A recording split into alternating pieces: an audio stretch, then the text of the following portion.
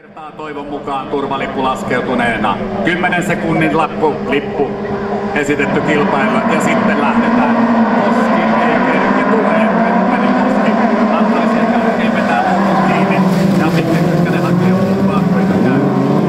Ja Koski saa kyllä vihollisen miehen peräänsä. Jonttu Rajala tulee hiilostamaan. Se on 100 varma, että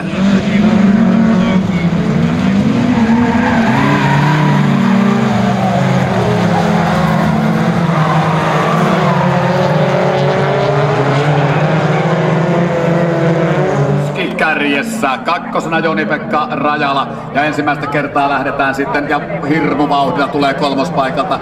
Pysyykö edes hanskassa ja Koski ottaa tarkasti. Ja tuo on se paikka, missä Jonttu miinoitti sitten SM:ssä ja yrittää ajantaa sen takaa. Jos ratkaisu lähtee siihen tilanteeseen, Jonttu yrittää ajantaa kaappeessa ulospäin. Yrittää varmaan vielä seuraavallakin kierroksella lähteä ulkoa.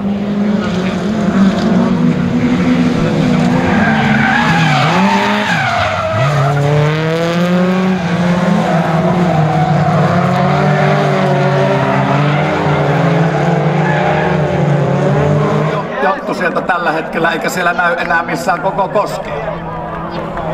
No niin, nyt onkin sitten muuttunut tilanne ihan kokonaan. Kilpailija numero 38, musta lippu.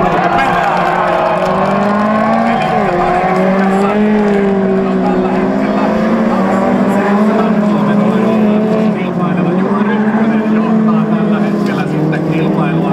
Elikkä musta lippu Joni.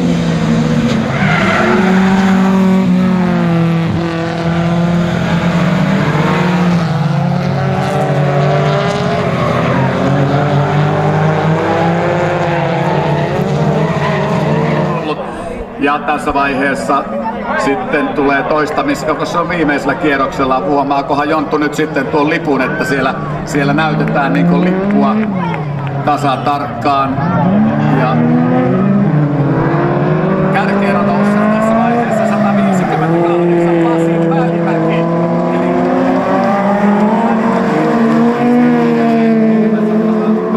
Kierroksella.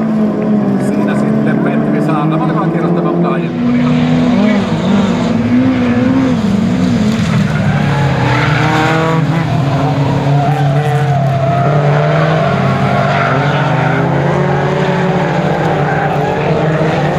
Se on selvä asia.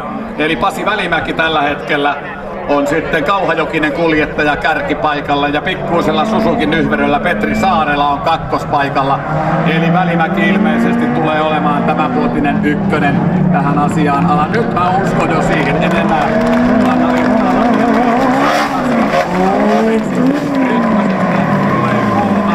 Neloseksi 198 numerolla Koivistoinen, viitoseksi Kykkänen.